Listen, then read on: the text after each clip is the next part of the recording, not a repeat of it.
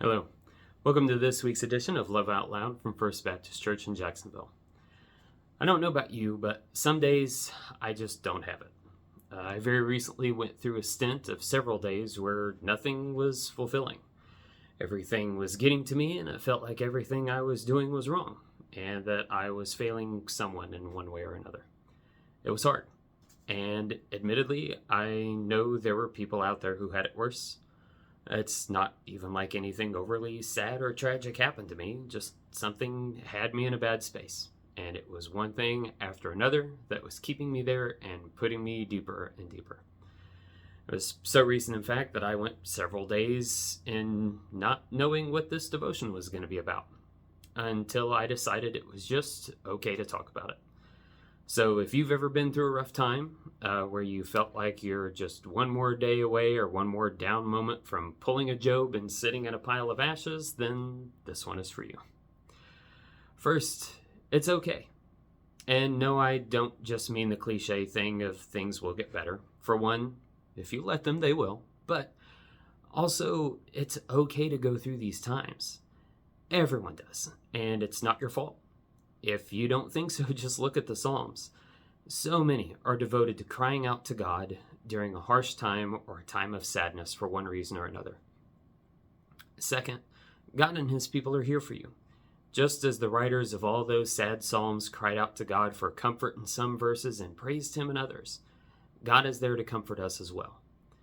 And He gave us friends, family, and church family to get through these times and feelings like these. A detail that I love in the gospel about Jesus' resurrection is that when He appears unto them in John chapter 20, the Bible states that the disciples, except for Thomas, are assembled in a house together. I personally wonder that there might have been more than just the remaining apostles minus Thomas, because we know from other moments in the gospel that while the 12 are mentioned, context often implies that others may have been there as well. But in this moment, it had been 3 days since the crucifixion. They were sad. The scripture says that they were scared, and they probably didn't know what to do for the next step. But they knew it was best to stay together. Several times I've had comfort from unexpected places. Recently, a friend sent me an old clip of a televised sermon. The preacher was just earnestly talking about God's grace and salvation and love for us. My friend said, "Don't mind me, I'm just crying here on my lunch at work." He had no idea that I was having a rough time, but it was something that I needed to hear in that moment as well. So it's okay to have these moments. It happens to all of us at some time or another. God gave us empathy for ourselves and for each other to allow us to have these emotions. Don't be afraid or ashamed of feeling bad, but try to remember even if you may think you're not good enough, you're always good enough for Jesus. Try to reach out to others. I know that can be easier said than done, trust me. I am an extreme introvert, so reaching out and communicating is sometimes just hard. But try. Try to reach out to others, and certainly reach out to God. Try to remember and appreciate all that He's done for you.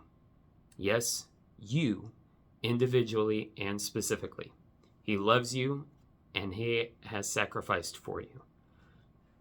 If you ever need a church to visit or to call home, you can find us at First Baptist Church in Jacksonville, or visit our Facebook page where we share these videos along with our regular Sunday services.